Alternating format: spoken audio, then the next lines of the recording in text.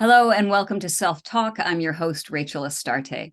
Today, I have the great privilege of having a guest, Nyk Danu, who is an International Association of Yoga Therapists certified yoga therapist. Her therapeutic specialty is back pain and anxiety relief, but she also works with a very specific area of society. And Nyk, welcome, but I'd love for you to tell us a little bit about your niche. Sure. So I work with what I call Yoga Misfits. So Generation X and sometimes Y, like early millennials. They're people that don't feel at home in mainstream yoga circles. They don't think that they're yoga people. They're usually, alternative folks, introverts, geeks, bookworms, the underdogs. And they don't typically feel like they could go and do yoga. It's not, they don't think that they're yoga folks. So that's who I specialize in. Basically, it's me before I found yoga. Beautiful. Yeah. And so how did you make that transition to get yourself into yoga? Yeah.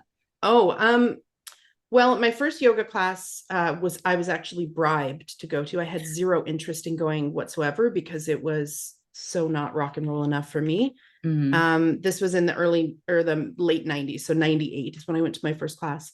I was a hairstylist at the time, and one of my colleagues said, wouldn't it be fun if we all went to this Monday morning beginner yoga class together as a group? And I was like, did you say Monday morning? Like, that's my day off. Like, no, there will be no Monday mornings. I zero interest in yoga because the only representation I had seen of yoga was that PBS special where she was, doing the sun salutes in the unitard. And I was just like, that is something that like only hippies do, or like my mom's friends. Like, I was just like, that's not for me. But she bribed me with door-to-door service and a latte on the way. So I said, okay, fine, I'll take this silly beginner yoga course.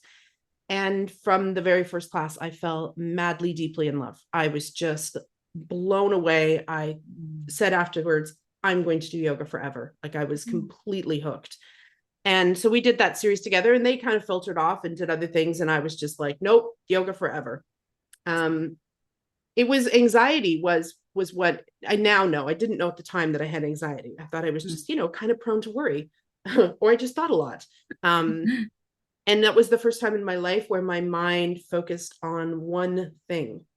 And it was that present moment and what I was doing with my body in that class and what the teacher was saying. And that had such a drastic effect on my nervous system that's what hooked me. I was just like, whatever that is, I'm going to have some more of that, please. And so I did do some yoga on and off for a few years. There was a couple of years there where I would, I'd take a beginner session, and then I would, decide I could practice on my own. And then I would only know 3 poses. So I would go back. And then in the early 2000s, it became very clear that my career as a hairstylist was not going to last forever. I had a lot of work-related injuries, and also I'd been kind of a bit of a closet Buddhist for a number of years. Like, when I wasn't, out at a hair show and with my colleagues drinking martinis and traveling and teaching hair and at the salon, I was like, I would always have my face in some kind of meditation book or and so that kind of started to take over more and more of my mental and heart space. And as I was thinking about what am I going to do if I can't do hair, because I had a friend who was a hairstylist who overnight found out she was allergic to hair color and had to completely stop and had no plan B, like no other job skills. And I could look at her and be like, I'm in exactly your position. Like, my other job skills were skills that I developed on the way to becoming a successful hairstylist, like bartending and being a barista and serving, all the little Joe jobs you get at the beginning while you're building. And I just thought, wow, I guess if I'm going to come up with a plan B, it might make sense to do the plan B while plan A is still paying my bills. So I went to yoga school, I call it. I took my first 300-hour training. It was many years ago. And I finished that first one in 2004. And since then I've done a boatload of other teacher trainings and my yoga therapy certification, but that was kind of where I started. As a hairstylist, I already was teaching. I was teaching advanced hair color technique. And so I was already traveling across the country and also doing, workshops and stuff. So teaching for me felt quite natural. And so I just was like, well, I need to learn a whole lot more about yoga if I'm going to teach this. And so, yeah, it felt quite natural to be teaching something, that I just loved and adored, because I was spoiled as a hairstylist. I had a job that I loved. I was trying to imagine like going to go get a job that I hated for hours a day. So yeah, that was the beginning of the journey. Yeah. What an incredible story. And how did you come to your niche of working with misfits? That took a long time, I'll be honest. When I first started teaching, you didn't really need to niche because there wasn't very many yoga teachers. And so I just would set up kind of like location specific classes. I'd put a poster up that said yoga this day, this time. I'd have pictures on it that kind of represented, a diverse group of humanity. It wasn't all just kind of Barbie dolls in the pictures. It was, regular folk using props, and I would just put, the day, the time in my website. And that was all I needed to do back then for my classes to just fill up and have a wait list. But eventually I started to realize that, first of all, I couldn't find, when niching became on my radar, I would look at all of my students and think, what in the world do you all have in common? Like, you were all attracted to my classes and this practice with me for some reason, but like they were different age ranges, kind of like I said, Gen X to early Y, different tax brackets, different genders, different, like, I just was like, I don't understand what you have in common with you and you and you. And I did that for probably a couple of years while they were resting in Shavasana. I'd be looking at them going, what is the common element here? And then one of my students, I was taking a break for summer to go away and do more training. And he said, this is how long ago this was, can you recommend a DVD for me to practice with? A what while now? you're on, while you're on break. Yeah. My original yoga things were VHS, but that's a whole other thing. I'm all right. Yeah. So I recommended a few DVDs, and he said, yeah, I've tried those ones in the past when you recommended them. He said, but they don't teach like you do. And that was the first little aha I got. I was like, wait a minute, explain. What do you mean? Like I do? And he said, that I was really good at helping people who weren't flexible. That, I was using props. I was making poses accessible. I was making them adaptable. I was making them personalized. So, oh, that pose doesn't work for you, do this one instead. And he couldn't find any of that visually represented anywhere. Neither could I at the time, to be honest. And so that's when I realized, oh, that's what's uniting you people. You're not fit and flexible. You don't think you're yoga people. They're not going to yoga studios. I wasn't teaching at studios at all at the time. It was all like community centers, church basements. So it started to hit me that my community was people who weren't yoga people.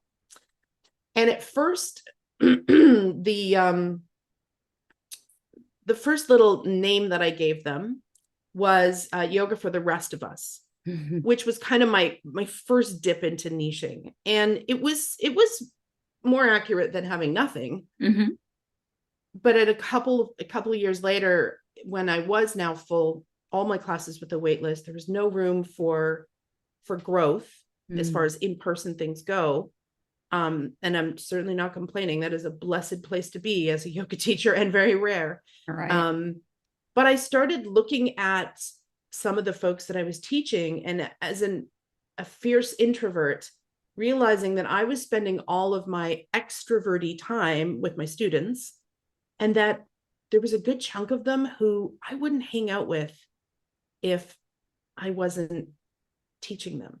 And it's not that they weren't lovely people, amazing humans. It was just like, there wasn't that resonance of like, oh, we have these things in common. We have the same jokes, there was just a bit of and not that I'm going to hang out with my students either. That's not very professional, but feeling like there was that sense of resonance was starting to feel like it was missing for me. And so that's when I got even more clear And I started looking at, okay, well, who are sort of some of the students that I do really resonate with, and what do they have in common? And I essentially realized that they were these kind of like alternative folks or bookworms or geeks or, and it was like, okay. So then I knew more specifically, when I'm going to market, this is where I'm going to spend my time.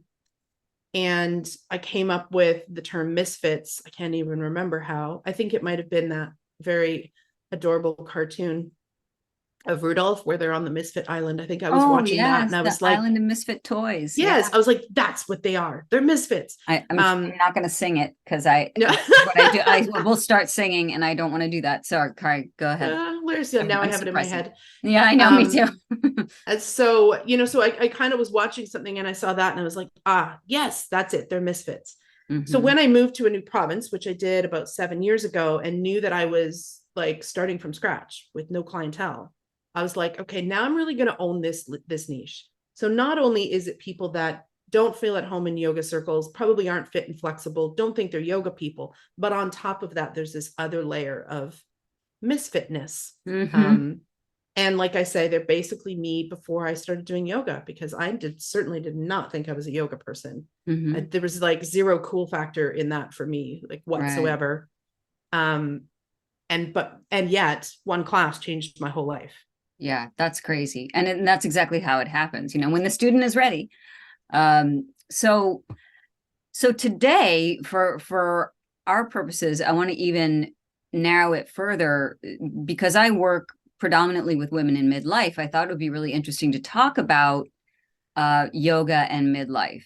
And you and I bantered around back and forth a bit about this, and you thought it would be good, and I agree, to talk about how yoga practice can mature and evolve as we move into midlife and beyond. Mm-hmm. And you experienced that yourself, you mm-hmm. said. Can you share a little bit about that? It started with a diagnosis of chronic fatigue for me. Mm-hmm. So before that, I'm a yoga teacher. I'm teaching, 10 classes a week. I'm go. And, having all these random symptoms that doctors, of course, can't figure out, and finally ending up going to like a Chinese medicine doctor and a integrated medical specialist and being like, oh, you have chronic fatigue. Mm-hmm. No surprise. And so before that, though, I was very much the kind of yoga practitioner that had a lot of shoulds, right? I should do this practice because I eventually would love to be able to get into this pose. I did have yoga poses on my vision board, handstand in the middle of the room without support. And eventually I was actually going to bring my nose to my knee someday with enough practice. And so I had practices geared around those goals. Mm-hmm.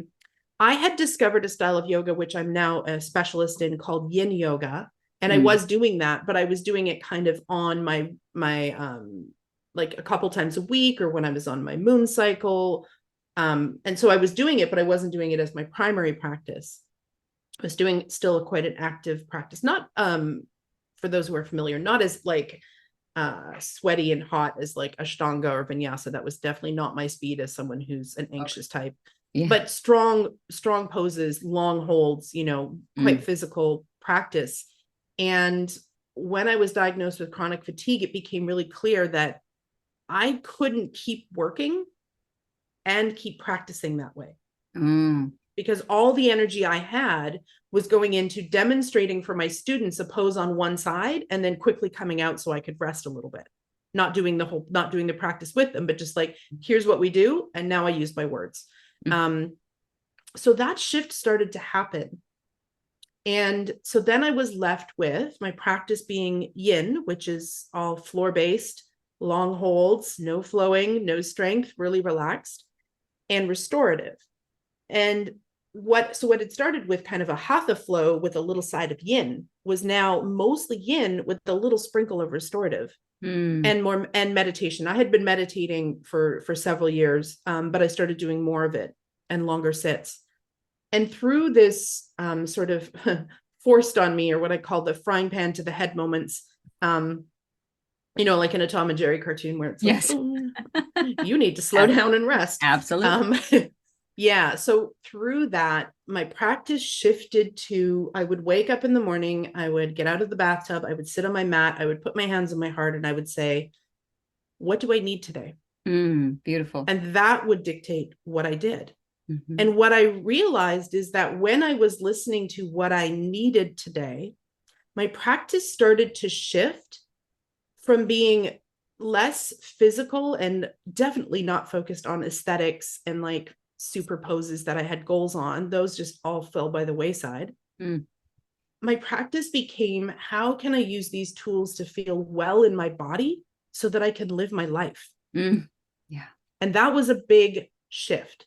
So that happened in my 40s, that shift where I was like, oh, these practices are not anymore some sort of an outward reflection of being like a fancy showboat in yoga. These poses are actually completely unimportant and actually sort of useless for my daily life where I'm at right now. So I started doing more of these inward quiet practices, and it changed everything. It didn't just change my practice, which of course it did, but it changed all of the other ways that I wasn't listening to myself as well. Wow. And so my practice evolved into something that I did to keep my temple, so to speak, my body, pain-free, to soothe my nervous system, and so that I could be present and more content in my life.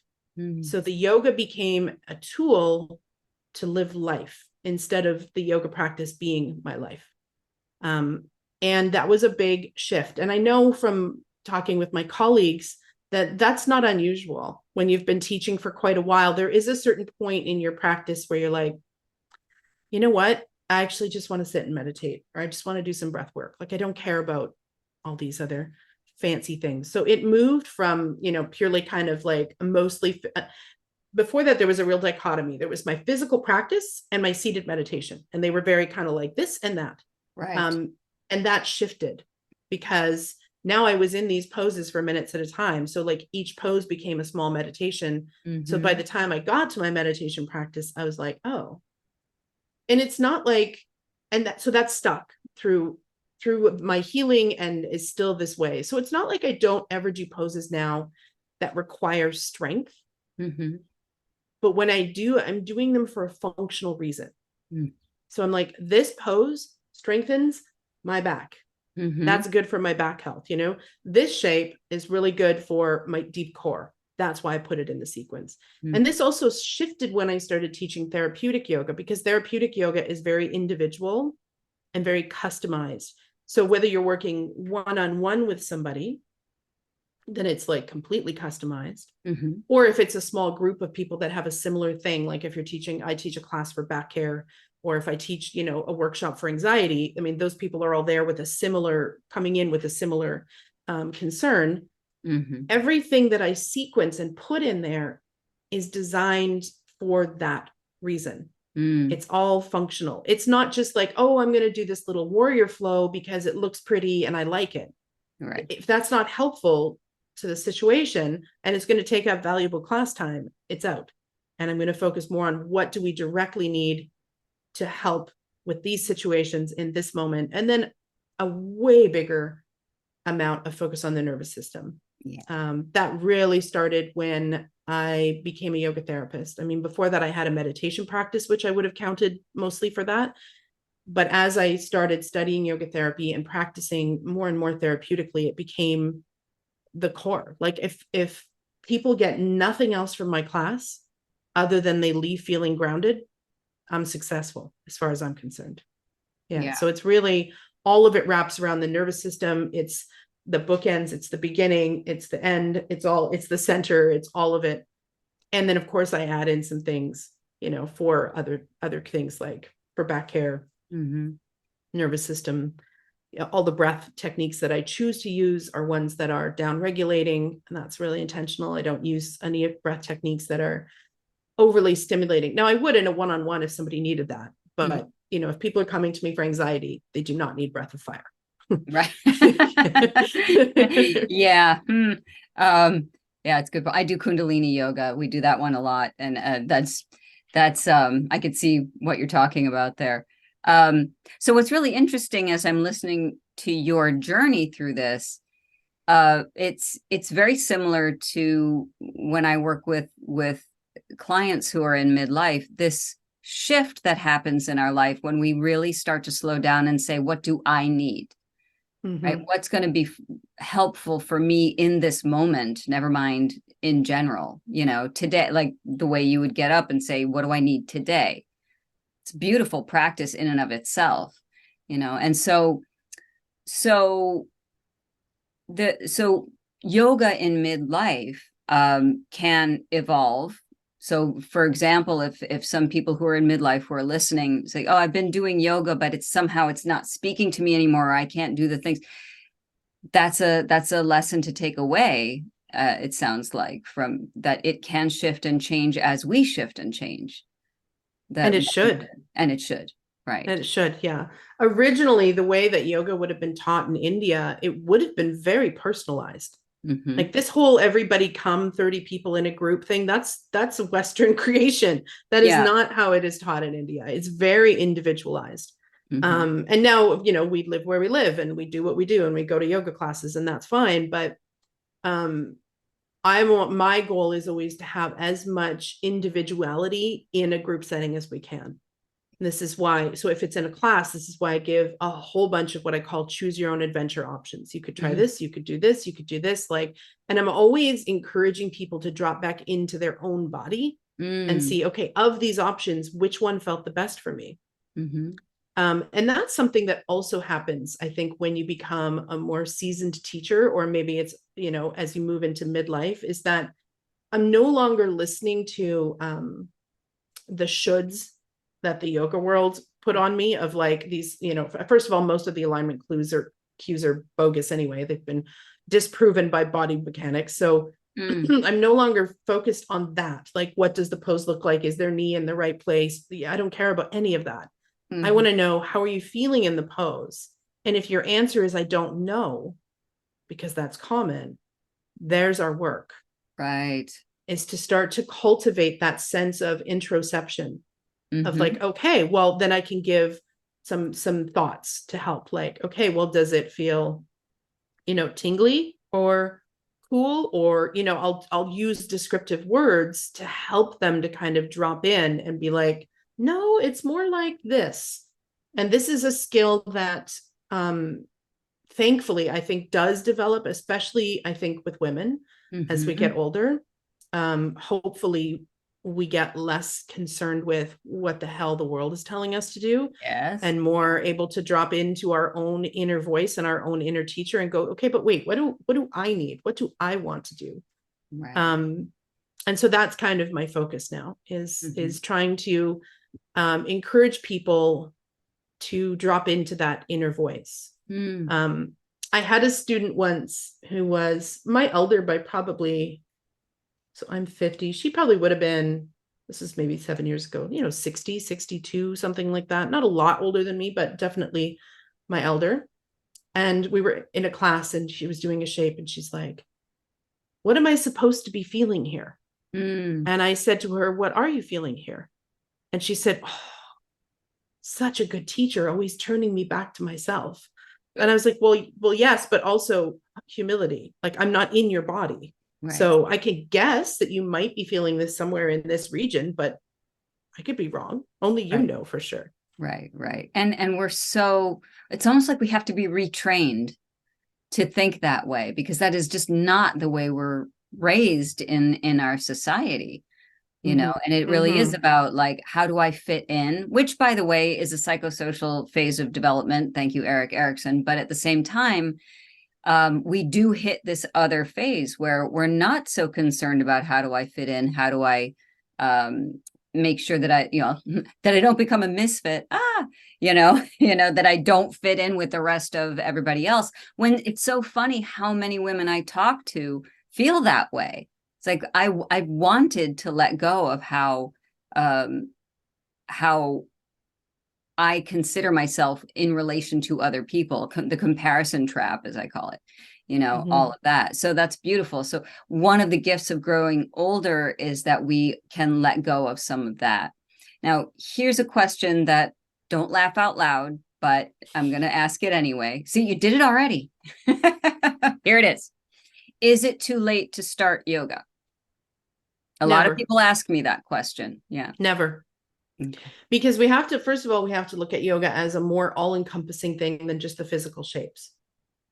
So a lot of people think yoga is just these weird pretzel poses that we do. Right. That's only one tiny amount. There's breath work.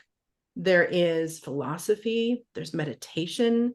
So there's so much more that is under the umbrella of yoga. So even if someone is dying in a hospital bed, they can do yoga because I can coach them through a breath technique or a meditation. So no, it's never too late, ever. I will say though, that sometimes if you do want to start yoga and you try a few and you don't find a fit, don't give up because it's hard when you're new to yoga to find a teacher that you resonate with. Sometimes it can be hard to find a teacher that actually is able to adapt poses. This is very rare, unfortunately, in our culture. I was very lucky that my first training was Iyengar based. So I became a props queen right from the get-go. And then of course, over the years, I mean, I can find something that works for everybody. But I will say that, and this isn't to toot my own horn, it's been a priority for me, is that I wouldn't say that most teachers have that ability. If they come from a naturally flexible body and they're young, they probably don't know how to modify for you or how to give you something else or a word that they could use that would help you understand what it is that they're saying more, because they don't have that lived experience in their own body, but also teaching experience.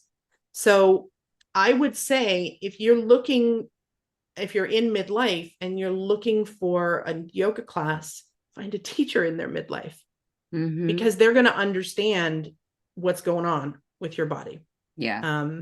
Wise advice. And so, and even if folks have more serious things going on, I mean, yoga can be done in chairs, so there's either a chair as a prop or seated in a chair the whole time. I don't personally do any chair yoga at this point. I have done when particular students have needed, like they've got a knee thing, or I can pull in a chair. I can modify for them, but I don't teach any chair classes per se. And somebody asked me, especially when I moved here to Victoria, because it's sort of known as, or used to be known anyway, as the city of the newlywed and the nearly dead. It's not quite that extreme anymore, but people would say, "Oh, so are you going to start niching into seniors?" And I was like, "No, I'm going to teach my own demographic." Right. And they were like, "Well, why?" And I said, "Because eventually I will be a senior and I will teach seniors." For me, I feel like I can't help somebody with something in a really effective way if I haven't experienced it. Exactly. Yeah. I mean, the reason I teach back care is because I've had back pain. The reason I can teach for anxiety is because I've had anxiety. If I hadn't those experiences, then my bringing this forth would be very bookish, very kind of head knowledge, wouldn't be a lived experience. And so if you are studying with a teacher who's always been able to touch their toes, they're not going to understand when you can't touch your toes, for example. Right. It'll just be work harder, Yeah. Or just, practice and all is coming, which is like a ridiculous quote because it doesn't take into account so many things. So I would say it's never too late.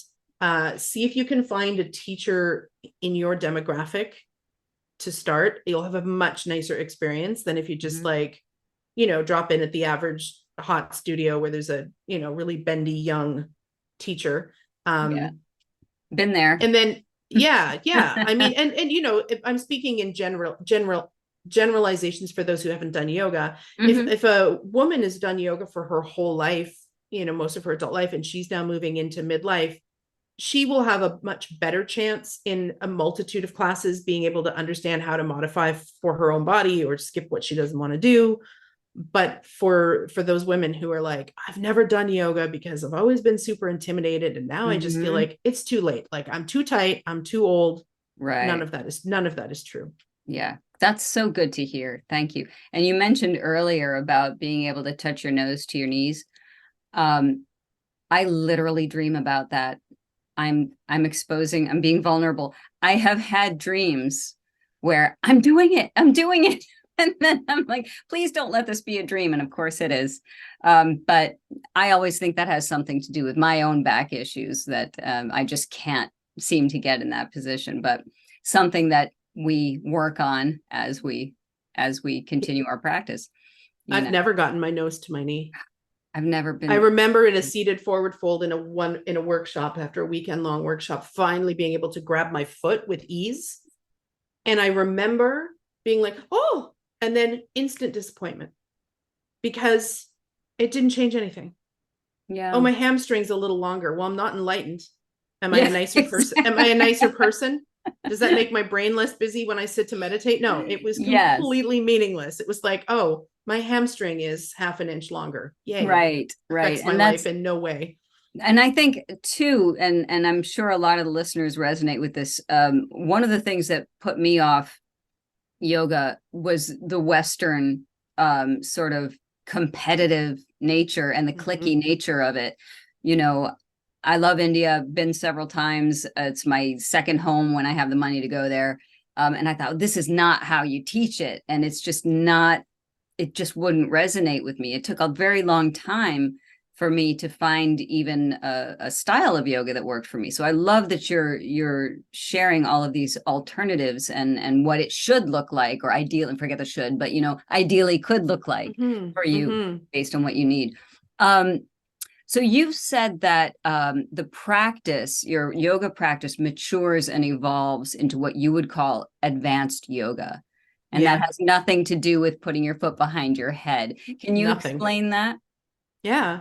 Well, originally, since we're talking about India, and even the other forms of yoga, which would be called Taoism, that kind of originate from China. They don't use the word yoga, obviously, because it's a different country. But in those older cultures, the point of these physical practices, so in Taoism, the point of Qigong and these martial arts is to create a body that's healthy, where your chi can flow evenly and smoothly. Like, that's the whole point of the physical practice. It means no more than that. And in the Indian tradition, the asanas, or the shapes, are designed to create a body that is stable and strong and open enough to sit in meditation pain-free. That is the whole point. Wow. And yet you bring it to the West and it's all about, getting your swimsuit body and screw the meditation and I'll walk out before final relaxation. Right. So we've got it backwards. Advanced meditation or advanced yoga is meditation. So when you have a body that's stable and comfortable and you're not in pain, then you're able to sit comfortably and in contemplation or meditation or prayer, if that's part of your practice, because your body feels good. Like, that's advanced yoga. So we have it backwards in the West. We think that being able to put your foot behind your head makes you advanced yogi. Well, if you're doing that and then you're, dealing with road rage and screaming at people in the grocery store, then you're kind of missing the point of yoga. Exactly. Thank you so much for saying that. This is going to blow thoughts of yoga out of the water for a lot of people. So I very much appreciate it. Further, how can people find you? I believe you have a link to my website. That's the best way. I'm also on Instagram, but to be honest, with Instagram, we never know with the algorithm who's going to see what. So I always recommend people just get on my website, which is nykdanu.com, and then /students. Because I also work with teachers, but those who are not teachers will want the student portal. Right. I do one-on-ones on Zoom and in person. I do group classes on Zoom and in person as well. So I have, regular Zoom classes where anybody, as long as their time zone is moderately close to mine, can join. I also have an on-demand video library for those folks who want to practice with me, but live, somewhere where the time zones just totally don't work. So I've got a little bit of something for everyone, whether it's in person, physically, if you happen to live in Victoria, British Columbia, or on Zoom in person. And also a video library, and privates. The Zoom classes are lovely because something that's really important to me, which is kind of strange for an introvert, but I'm an anomaly, I guess, is community. And so when we do the Zoom classes, before I hit record, we always take a few moments just to connect with each other. Nice. And so, we always say where we're coming in from, what we're drinking. I started that weird trend because I drink liquids that look strange and people would always ask. So it's kind of stuck. And, where we're coming in from, what we're drinking, and then how we're doing that day. And I've been blown away over the sense of community that can be built in that way, where people get to see each other every week because they're registered semesters. They're not dropping classes. So you see the same people every week. You're practicing with the same people. And it's so lovely to hear people saying hi to each other. And it's also lovely when maybe somebody chooses a different class the next semester and somebody goes, oh, where's so-and-so? Why aren't they here? And it's like, oh, they're in Monday night's class. And so it's been very heartwarming to see that the sense of community that I do in person as well all the time, that check-in, has translated well onto Zoom. I wasn't sure that it would, and it has, and that really makes me happy. That check-in time allows me an opportunity to see what is going on with everyone. I always have a plan, but my plan can always be abandoned or modified if what I'm hearing from the group is like, if I had something quite energetic planned and everyone's exhausted or everyone's feeling anxious, I'm going to be like, okay, that's going over here, and here's what we're going to do instead. So beautiful. Okay, so that's nykdanu.com/students. Thank you so much, Nyk, for this wonderful and enlightening conversation about yoga and midlife and life in general. It was a pleasure to have you. Thank you so much.